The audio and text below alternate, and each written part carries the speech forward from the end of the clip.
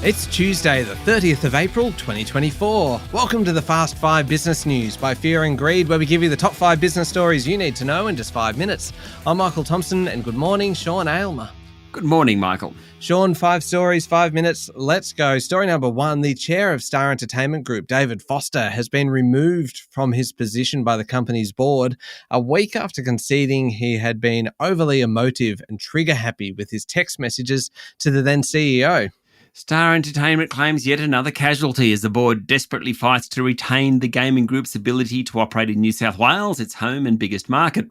Mr Foster became chair in March last year, and during the current second inquiry into whether Star should keep its licence in New South Wales, texts emerged showing the chair and then CEO Robbie Cook wanting to go to war with the regulator and its appointed overseer Nicholas Weeks. Mr Foster also claimed that rival Crown Resorts was getting a fairer go from its overseer. Last week, Mr Foster said he's best placed to steer the group, but the rest of the board disagreed. They want new leadership, and Ward has been appointed chair, though Mr Foster will hang around until they can find a replacement CEO. Sean, the revolving door of management continues at Star. There really has been quite a few C-suite executives leaving since last December. Yeah, the list is extensive. The CEO, the Chief Financial Officer, the Chief Legal Officer, the Chief Customer Officer, the Chief Transformation Officer, the Chief of Staff and the CEO of its Gold Coast precinct have all left. Now the chair's going. Mr Foster's position was untenable really ever since he said last week that the casino wasn't in a position to operate without supervision, given he's the chair. That is quite an admission, Michael. Yeah, it certainly is. On to story number 2. Prime Minister Anthony Albanese has flagged tougher treatment for men who act violently against women ahead of talks with premiers tomorrow. Mr Albanese said there is no easy solution and state and territory leaders will discuss whether the legal system is working in the interests of vulnerable women and children and whether there needs to be more safe spaces for those fleeing violence. Any changes to bail laws would need to be done by the states. There have been several high-profile murders of women in the past week in Western Australia, Victoria and New South Wales, for example. Yesterday, Queensland Premier Stephen Miles announced $36 million in funding to boost organisations dealing with victims of domestic and sexual violence. Meanwhile, the Prime Minister came under fire when an organiser of the Canberra rally in which he spoke at over the weekend accused him of misogyny and showing a lack of compassion, claiming he had abused his power when he took to the stage to speak. The organisers claimed he had refused to speak initially, but then he did. Story number 3, Optus and TPG have done a $1 billion plus network sharing deal which will broaden TPG's coverage to 98.4% of the Australian population. TPG will pay Optus $1.6 billion over 11 years for access to nearly 2,500 Optus mobile towers, effectively tripling its regional 4G and 5G coverage. It means that TPG can take on Telstra in the region. Optus will pay TPG about $400 million to use some of its unused network spectrum.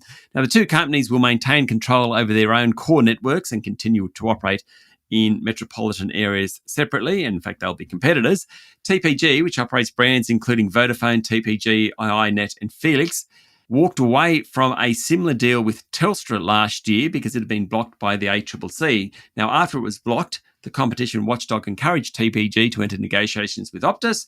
It did, and looks like this one's going ahead.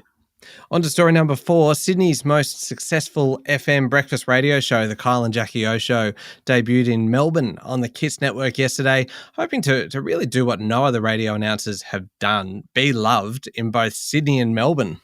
Kyle Sandilands and Jackie Henderson signed a 10-year, $200 million contract in November last year, which includes syndication into Melbourne.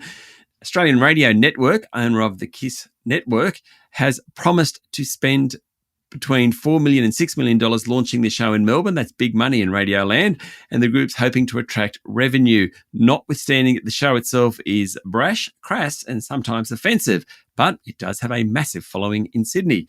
Melbourne's radio market is actually worth $220 million. That's actually more than Sydney, which is at about $200 million. All right, last one. Story number 5. Elon Musk's surprise visit to China over the weekend appears to have paid immediate dividends, with Tesla clearing 2 key hurdles to introduce its driver assistance system to the world's biggest auto market.